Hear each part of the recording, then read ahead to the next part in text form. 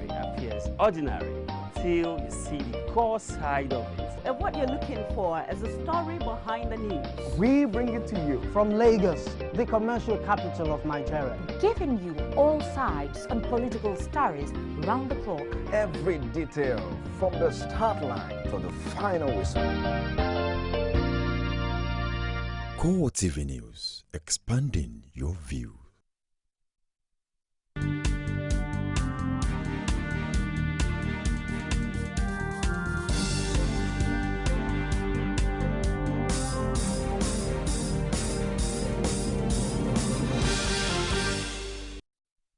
Hello and welcome to CoreTV Primetime News. I am Ebulomo Adekunle.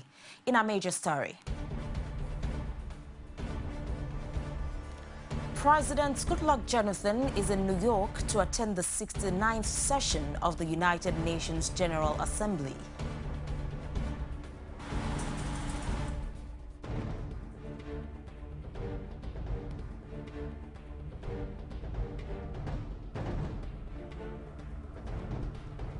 Also in this program, Lagos State government has postponed the resumption date of schools to October 8.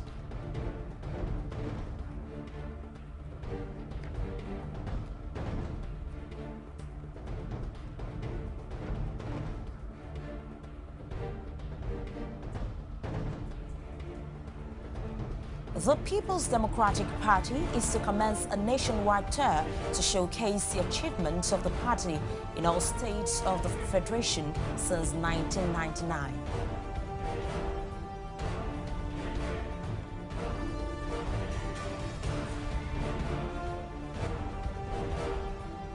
And outside Nigeria, former British Prime Minister Tony Blair says President Barack Obama is right to take on ISIS, but aerial attacks won't be enough.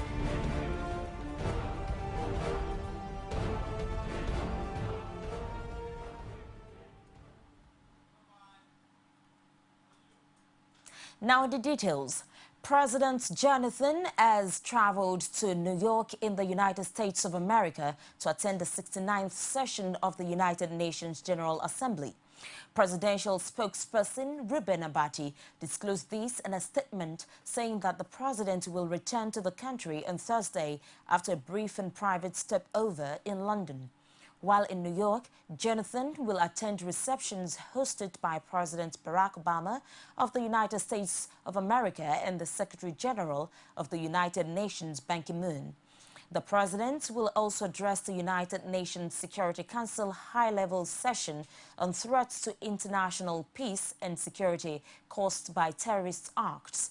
Jonathan is scheduled to hold bilateral talks with Ban Ki-moon and the British Prime Minister David Cameron.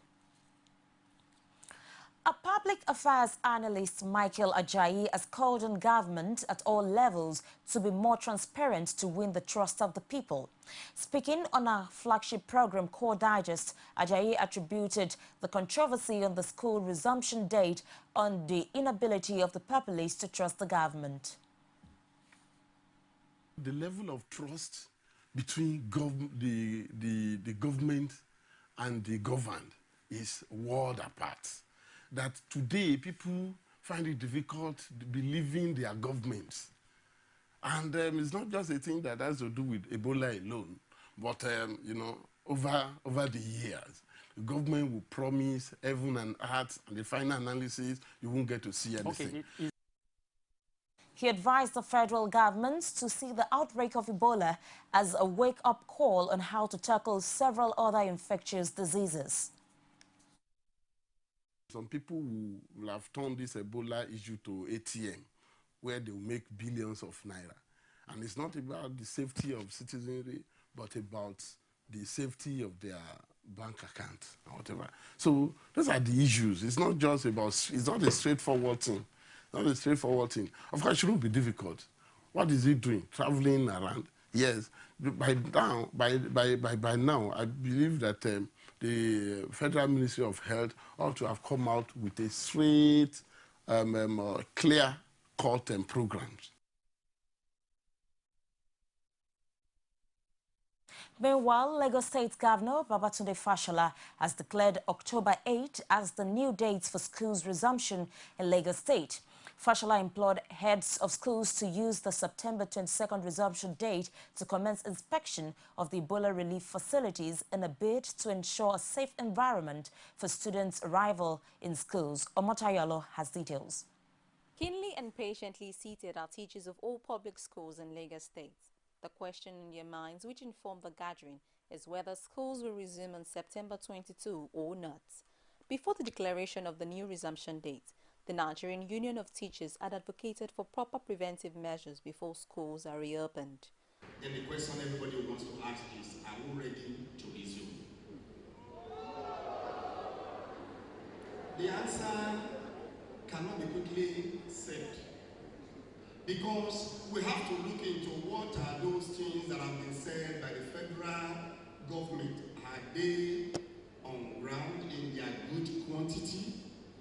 If they are, for anybody who is a professional in education, will know that a day that is lost in school system will take the teacher another 2 days to cover up.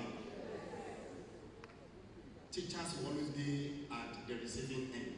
Governor Fashola gave reasons why the government have to change the resumption dates.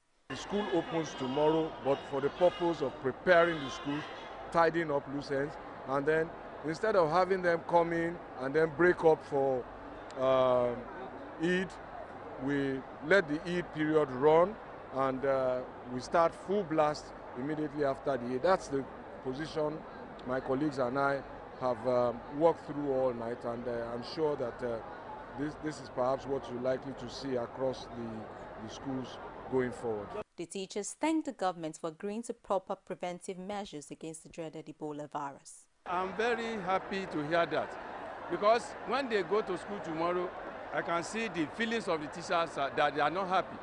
Even the material they said is not even circulated to the all schools. So it is very good program, and it's a laudable one. When I get to school, I will check the things that we have not gotten.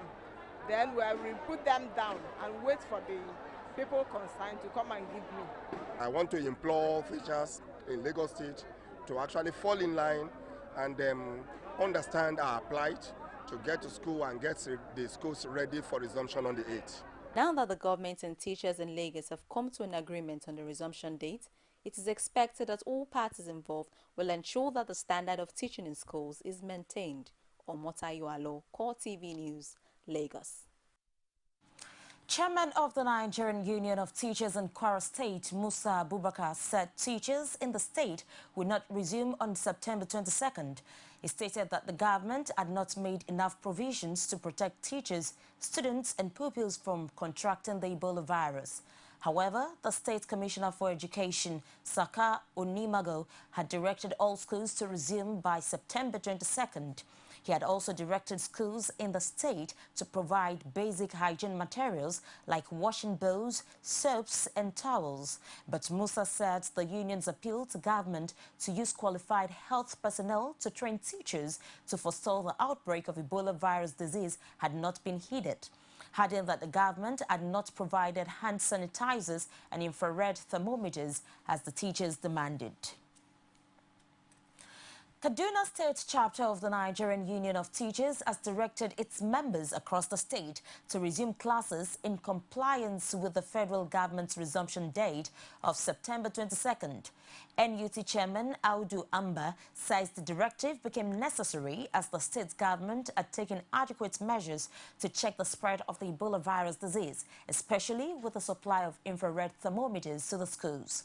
Hamba noted that the government had already trained about 13,000 teachers on measures to protect against Ebola. Meanwhile, the Kaduna State government distributed thermometers to the over 6,320 public and private primary and secondary schools in the state. The Commissioner for Education, Ibrahim Ali, who supervised the distribution, warned that all pupils and students must be screened before they were allowed into school premises.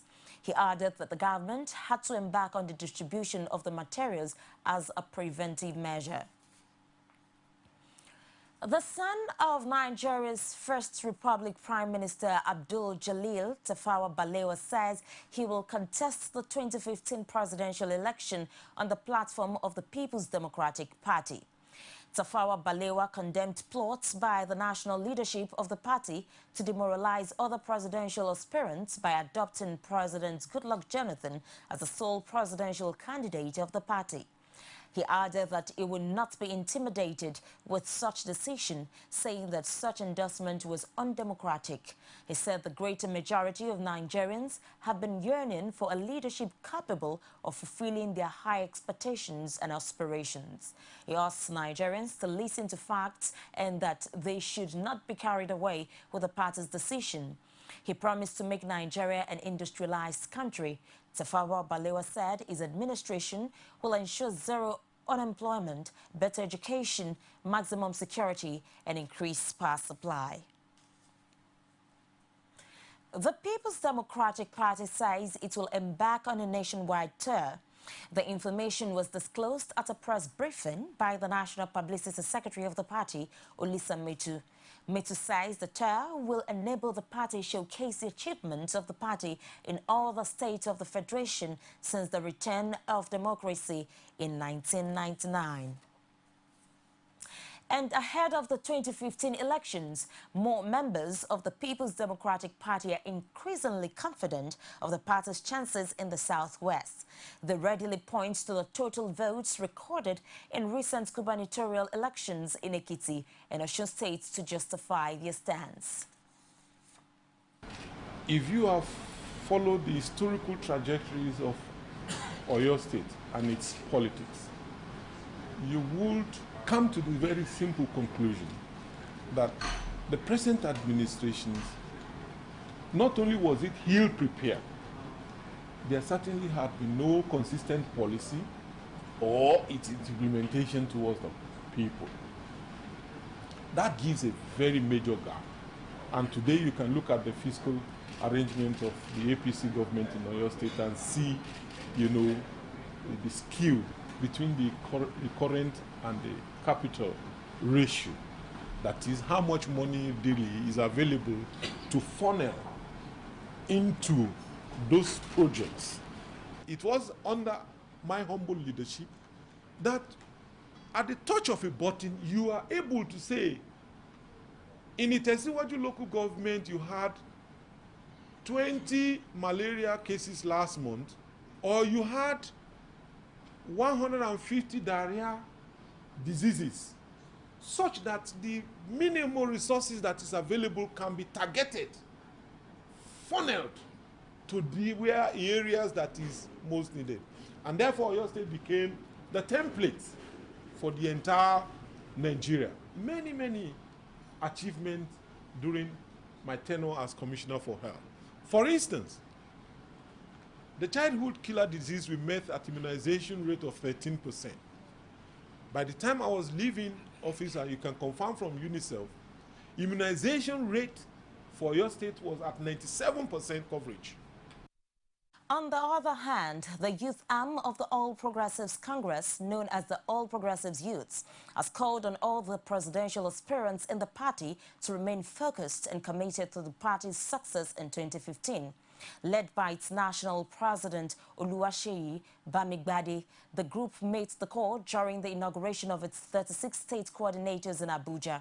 The group called on presidential aspirants, including former military head of state, Muhammad Buhari, Atiku Abubakar, Rabi Kwakwanso, and all other aspirants to remain focused and work together so that the party can defeat the People's Democratic Party in the forthcoming general elections. The group says with a strong unity of purpose, the APC will easily defeat PDP in the 2015 elections. It's the CoreTV Primetime News. We'll take a break and we'll be back with more stories. Please stay with us. There is an Ebola virus epidemic in some West African countries. The Nigerian government wants you to be aware and watch out against the spread of Ebola in your community. Help keep our country safe and watch out for severe cases of fever, headaches, diarrhea, chest and abdominal pain, sore throat, cough, red eyes and bleeding from the eyes, ears and nose. especially when these symptoms are found in persons coming into Nigeria from other West African countries. Protect yourself. Wash your hands regularly with soap and running water, or use a hand sanitizer.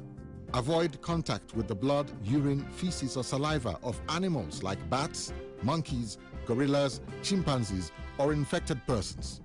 The Ebola virus is deadly. Don't catch it, don't spread it. This message is brought to you by the Federal Ministry of Information. Glad to have you join us on another edition of The Political Arena, the most detailed and incisive political show. If you are a sitting governor and the opposition is able to stomach structure against you, that means you are wicked to the people.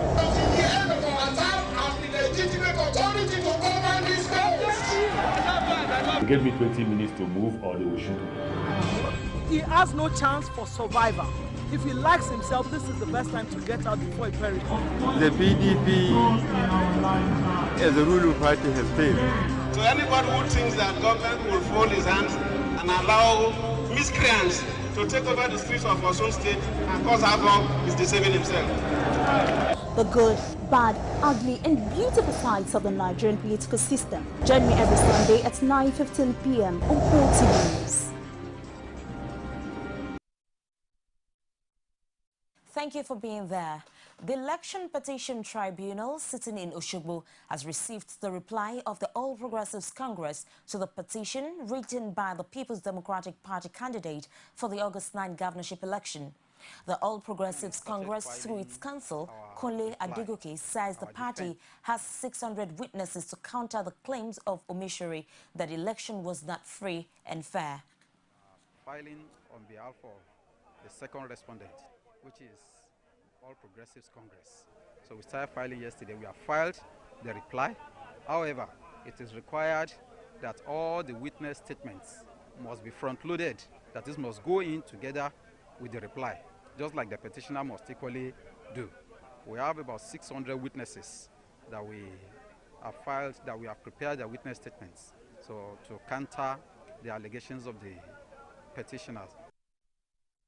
The APC, in its reply, asked the tribunal to compel the People's Democratic Party and Omishori to pay what it describes as punitive costs, among other prayers. The thing is that the tribunal should dismiss the petition as being baseless, frivolous, vexatious, and that it constitutes nothing but simple abuse of court process. And we are simply saying, too, in addition, we are saying that there must be punitive costs to be awarded against the petitioners, because when you come to court to waste the time of the court, you must be ready to pay costs. In fact, for wasting our own time too, they must be ready to pay costs. So we are equally demanding that punitive costs, should be awarded in our favor against them. In Ekiti State, as part of activities to mark the 4th anniversary of his government, Governor Kayode Fayemi is set to inaugurate no fewer than 50 projects scattered across the state. Fayemi's Chief of Staff and Chairman, Media and Publicity of the anniversary, Yemi Adaramodu, says the theme of the anniversary is celebrating a legacy of honor and service. He says the governor will begin a thank you tour to the 16 local government areas and the 19 local council development areas of the state. Adaramodu says Fayemi's administration had continued to work tirelessly till the last days, delivering the dividends of democracy to the people. He added that under Fayemi, Ekiti has become an investment haven, a tourist destination of choice, the toast of development partners, and a reference point in good and responsive governance. The police authorities say the ban on roadblocks and checkpoints have not been lifted in any part of the country. Acting Inspector General of Police Suleiman Abba has directed police commands that the order banning roadblocks is still in force. Police spokesman Emmanuel Ojukwu said in a statement that the directive has since been sent to all commands and formations.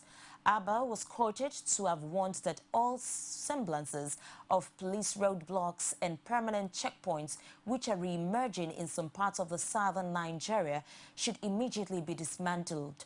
The IG describes the trend as a serious violation of subsisting order and warned that severe sanctions await anyone who violates the order.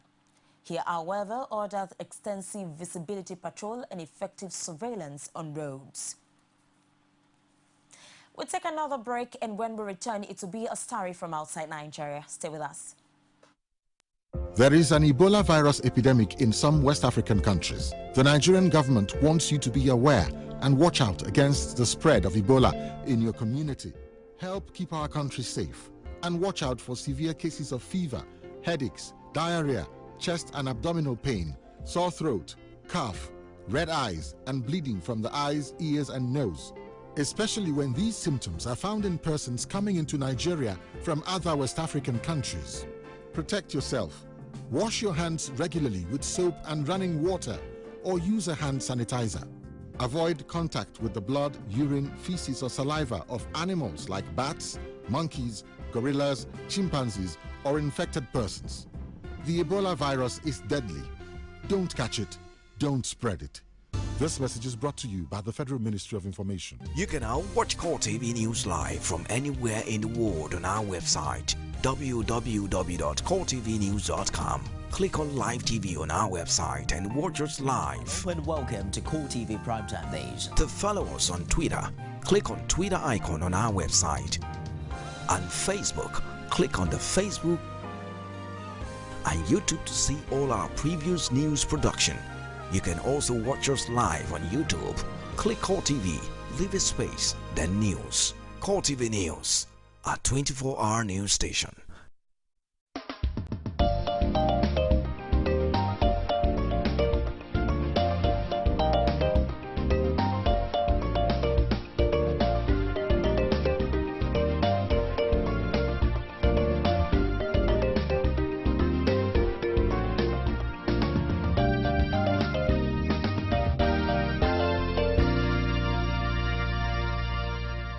CoreTV News, expanding your view. And outside Nigeria, former British Prime Minister Tony Blair says President Barack Obama is absolutely right to take on ISIS, but aerial campaigns wouldn't be enough to do it. Blair hinted that Western ground troops may be needed in the fight. He added that leadership, both in the United States and elsewhere, will make sure that whatever is necessary to defeat ISIS is done. Blair says there will be a need to hit ISIS not simply through an aerial campaign, but also on the ground.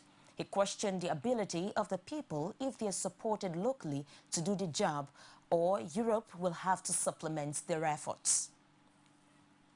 And with that report, we've come to the end of the CoreTV Primetime News for tonight. And on behalf of the production team, I am Ebolomo Adekunle saying have a pleasant night rest.